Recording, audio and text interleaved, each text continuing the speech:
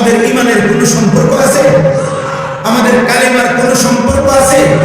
আমাদের কাবার কোনো সম্পর্ক আছে? আমাদের মদিনার কোনো সম্পর্ক আছে? আমাদের নবীর কোনো সম্পর্ক আছে? আমাদের সাহাবায়ে কেরামের কোনো সম্পর্ক আছে? আমাদের আউলিয়াদের কোনো সম্পর্ক আছে? আমাদের আল্লাহর কোরআনের কোনো সম্পর্ক আছে? আচ্ছা বলতো রাখো এটা এক সাইড। ব্রাজিল আর্জেন্টিনার সাথে আমাদের বাংলাদেশে এই মাতৃভূমির প্রতি যার মায়া আছে, এই বাংলাদেশের আর্থিক, সামাজিক, রাজনৈতিক যে কোনো ক্ষেত্রে কোন দিক দিয়ে মিল আছে বলো না ভাই? একটা বিবেক ভাবো। বাংলাদেশের আর্থিক উন্নতিতে বা ব্রাজিল এবং আর্জেন্টিনার সাপোর্ট যদি আমাদের দেশে ব্যাপকভাবে বাড়ে, তো বাংলাদেশের বিদ্যুৎ সমস্যার সমাধান হবে, তেল সমস্যার সমাধান হবে। বাংলাদেশে হত্যা, খুন, ধর্ষণ, 8 বছরের নায় কন্যা ধর্ষণ, এইভাবে ব্যভিচার, এটা বন্ধ হয়ে যাবে। বলো না রাষ্ট্রের আর্থিক কি উন্নতি হবে? আখিরাত বাদ দাও, দুনিয়াবি উন্নতি বলো না কি কারণ থাকতে পারে? অসভ্যতারও তো একটা জাতপাত আছে, অসভ্যতারও তো একটা জাতপাত আছে, বেহায়ারও তো একটা জাতপাত আছে। এটা কোন বেহায়া? এটা কোন অসভ্যতা? বলো। এই জন্য প্রত্যাখ্যান করো, বলো ইনশাআল্লাহ। প্রত্যাখ্যান করো, প্রত্যাখ্যান করো, প্রত্যাখ্যান করো। ঝগড়া তো মানায় না, ঝগড়া তো মানায় না। খেলা তো খেলা না, খেলা তো খেলা না। খেলার সাথে মদ আছে, খেলার সাথে নর্তকী আছে, খেলার সাথে জুয়া আছে, খেলার সাথে কোটি কোটি টাকার হারাম বাণিজ্য আছে। হারাম বাণিজ্য, এই পৃথিবীর তোমরা খবর নিয়ে দেখো, প্রত্যেক ফুটবল খেলোয়াড় এই যারা বিশ্বকাপে খেলবে তাদের প্রত্যেক খেলোয়াড়ের ডোপ টেস্ট, তাদের নেগেটিভ প্রমাণিত হইতে হবে।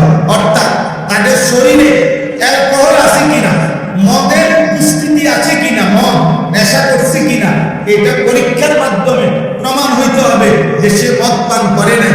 হ্যাঁ, ডোপ টেস্ট বলে এটা। অর্থাৎ এখানে যদি সে নেগেটিভ প্রমাণিত হয় তাইলে খেলতে পারবে। যদি শরীরে অ্যালকোহল, মদের উপস্থিতি পাওয়া যায় তাইলে সে তাইলে বোঝা গেল ফুটবল খেলার মধ্যে এই খেলোয়াড়রা অসংখ্য যারা নেশা করে, এই নেশা তাদেরকে উত্তাল বানায় ফেলে। এই জন্য এটা পরীক্ষা করে করে বিরত রাখার চেষ্টা করে, কিন্তু বারবারই প্রতিবারে এরকম অসংখ্য দামি দামি খেলোয়াড় বাদ পড়বে। আমি তো নাম বললে আরো নাম ধরে ধরে নাক নম্বর, খতিয়ান নম্বর সহ কত সালের বিশ্বকাপে কে কতজন ডোপ টেস্টে পজিটিভ হয়েছে সব জানেন, সব জানেন। হ্যাঁ, বিগত কমপক্ষে 2-4-5 বিশ্বকাপের আপডেট বলতে পারো ইনশাআল্লাহ। অর্থ হলে এই জন্য বলা যে আমরাও তো খোঁজ খবর রাখি, এখানে নৈতিকতা। তোমরা শেষ কথা হলো আমার ভাই, তোমরা কমপক্ষে সব বাধ্য, আমরা মোল্লা মৌলবীর কথা বাধ্য, যারা আয়োজন করছে ওনাদের কাছে গুগলে সার্চ করে এই যে ফিফা আন্তর্জাতিক যে ফুটবল ফেডারেশন, যেটা যারা আয়োজক, তাদের কাছ থেকে জানতে চাও যে আপনারা বলে গোটা পৃথিবীর কি উন্নতির জন্য আপনারা এই খেলার আয়োজনটা করছেন, এটা ওনারা করেন। কথাটা বুঝুন। হ্যাঁ, ওনাদেরকে বল, কথা বুঝেন না? আন্তর্জাতিক পৃথিবীতে যদি এই ফুটবল খেলাটা ঠিক মতো হয় তাহলে যুদ্ধ বন্ধ হয়ে যাবে তো?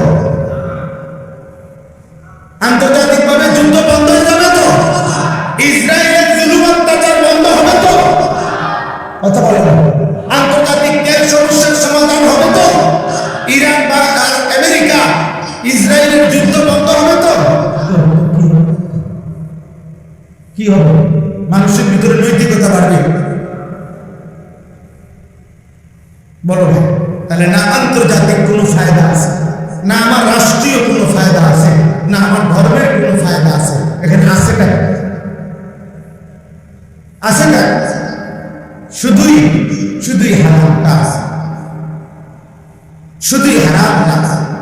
আখিরাতের বরবাদটা আছে, শুধু জাহান্নাম আছে, আর কিছু না।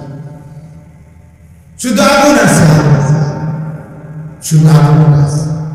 এই জন্য চলো শেষ কথা, যার বিবেকে খোলা নিয়ত করো, নিয়ত করো এমন খেলা আমরা দেখব। বলো না ভাই ইনশাআল্লাহ, বলো না ইনশাআল্লাহ। খেলা প্রত্যাখ্যান, প্রত্যাখ্যান। সর্বশেষ কথা বলো, কোনো অসুবিধা নেই। অনেকে হয়তো মনে মনে বলতে আমনে না, আমরা রাখবো যদি কবর থেকে আসে, আমি চিনব না, আমি দেখব, অসুবিধা নেই। তোমার মতো নাফরমানের জন্য পৃথিবী আটকাবে না, কারো জন্য পৃথিবী আটকায় না।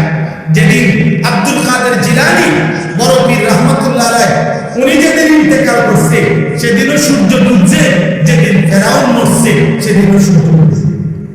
কথা বলে না, সময় কারোর জন্য থামে না। ইমানদার মরল পৃথিবী থামে না, নাফরমান মরল কি থামে না? পৃথিবী থামে। অতএব আমাদের কারো জন্যই সূর্য চন্দ্র থামবে না, সময় সময়ের গতিতেই চলবে, পৃথিবী পৃথিবীর গতিতেই শেষ হবে। আপনাদেরও মৃত্যু হবে, ইমানদারেরও মৃত্যু হবে, নাফরমানেরও মৃত্যু হবে, কিন্তু একদিন কবর আটকায় যাবে, একদিন হাসরের ময়দান আটকায় যাবে। এই পৃথিবীর বন্ধু ছেড়ে হাসি কিংবা কান্না, আনুগত্য কিংবা নাফরমানি, পৃথিবী তোমাকে ছেড়ে দিতে হবে। আল্লাহ তাআলা আমাদের সবাইকে বুঝ দান করেন। আল্লাহ তাআলা এই মাদ্রাসাখানার জন্য মাওলানা সাহেব দোয়া চাইছেন, আল্লাহ তাআলা কবুল করেন, আল্লাহ তাআলা কবুল করেন।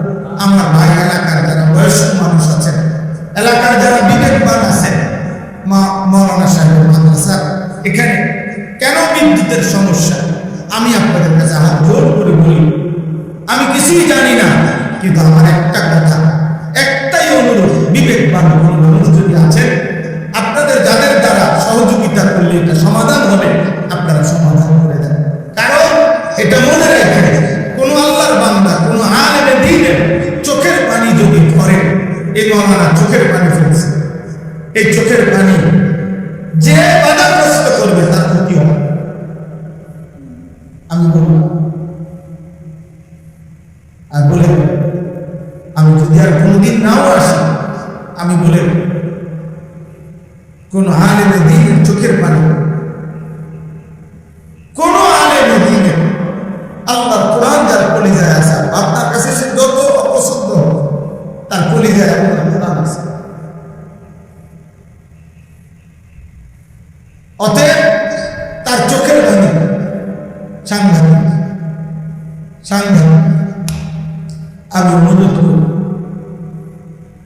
আল্লাহ তাআলা সমস্ত পেরেশানি